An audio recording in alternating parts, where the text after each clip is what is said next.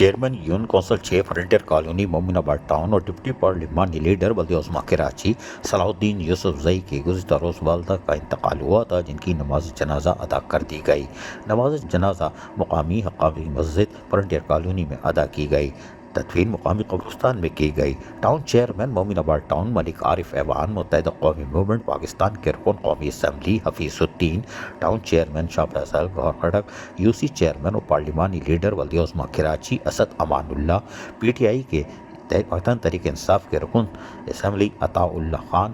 رکن سندھ اسمبلی سعید آفریدی، طوع خان صابر، جماعت اسلامی کے پارلیمانی لیڈر بلدیہ عظمیٰ کراچی قاضی صدر الدین، جماعت اسلامی کراچی کے نائب امیر عبدالرزاق، ضلع غربی امیر مدثر انصاری، ضلع کیماڑی کے امیر فضل احمد، ضلع سائٹ کے امیر ڈاکٹر انوار الحق اور پاکستان پیپلز پارٹی ضلع غربی کے سینئر نائب صدر صدیق اکبر،